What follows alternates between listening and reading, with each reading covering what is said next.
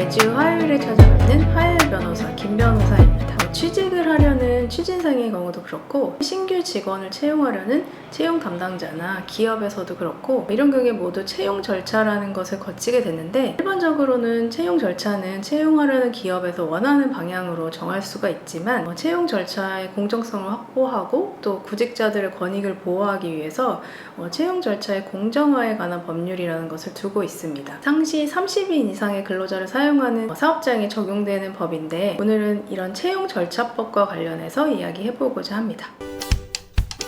채용 절차는 사업장의 규모나 종류에 따라서 다르게 정하고 있겠지만, 일반적으로는 채용 공고를 게시하고 그 공고를 보고 구직자들이 서류를 제출하면 제출된 서류를 검토하고 또 구직자들을 직접 불러서 대면으로 면접을 진행하는 이런 류의 절차를 포함하고 있습니다. 채용 절차법에서는 이런 각각의 경우에 금지되는 행위를 규정을 하고 있는데, 하나씩 살펴보면 우선 채용 광고를 게시하는 단계에서는 채용 절차를 가장해서 구직자들의 아이디어를 가져오려고 하거나 혹은 자신의 사업장을 홍보하는 목적으로 채용 절차를 허위로 가장해서 진행하는 경우는 당연히 금지하고 있고, 이 경우에는 형사처벌의 대상으로까지 규정을 하고 있습니다. 그리고 이미 게시한 채용 공고가 있는 경우에는 이것을 정당한 사유 없이 구직자들에게 불이익하게 변경할 수 없고, 또 이 채용 절차에 따라서 채용된 근로자가 있는 경우에는 근로자에게 불이익하게 근로조건 등을 바꾸는 것도 금지가 됩니다. 다만 여기서 말하는 변경이란 채용하는 기업 측에서 일방적으로 변경하는 경우라고 보아야 하기 때문에, 근로계약 시에 근로자와 협의해서 근로조건 등을 변경하는 것은 이런 채용절차법에 위반된다고 보기는 어렵습니다. 그리고 이런 채용 절차에 따라서 채용된 이후에 상당 기간 근로한 이후에 근로조건을 변경하는 것도 당연히 채용절차법의 규제 대상으로 보기는 어렵습니다.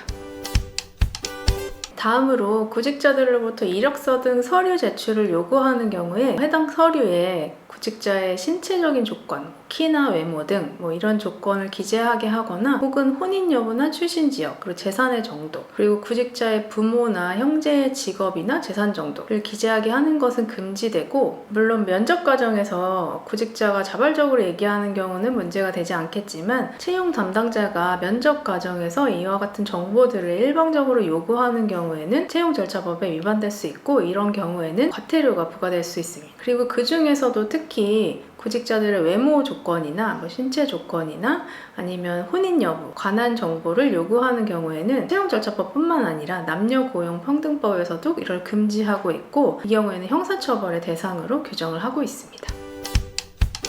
채용하는 기업이나 채용 담당자는 채용 공고에 게시했던 채용 절차에 일정이 변경되거나 지연되는 경우에는 당연히 구직자들에게 알려줘야 되고, 채용이 확정된 경우에는 미리 정한 기간 안에 채용 서류의 반환을 요구하면 이를 반환해야 됩니다. 그렇지만 홈페이지나 이메일을 통해서 구직자들이 자발적으로 채용 서류를 제출한 경우에는 반환할 의무가 없습니다. 그리고 서류를 반환하지 않는 경우에는 당연히 이 서류들을 폐기해야 되는데, 일반적으로는 채용 서류를 접수받을 때 구직자들로부터 이것을 반환하기 원하는지 폐기하기 원하는지 이 의사를 묻는 경우도 많습니다.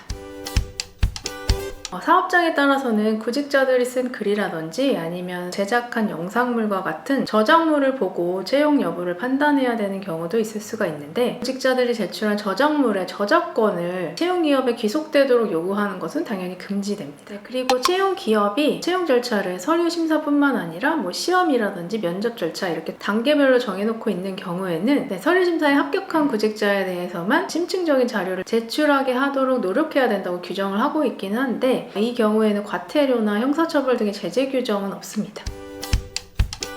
그리고 누구든지 특정인을 채용하게 하거나 혹은 채용하지 못하게 하는 이런 식으로 압력을 넣거나 강요하거나 이런 경우는 당연히 금지되고, 채용과 관련해서 금품이나 재산상의 이익을 얻는 경우도 당연히 금지되고, 이 경우에는 과태료가 부과될 수 있고, 만약에 이와 같은 행위들을 영리 목적으로 했다고 하면 근로기준법에 의해서 형사처벌될 수도 있습니다.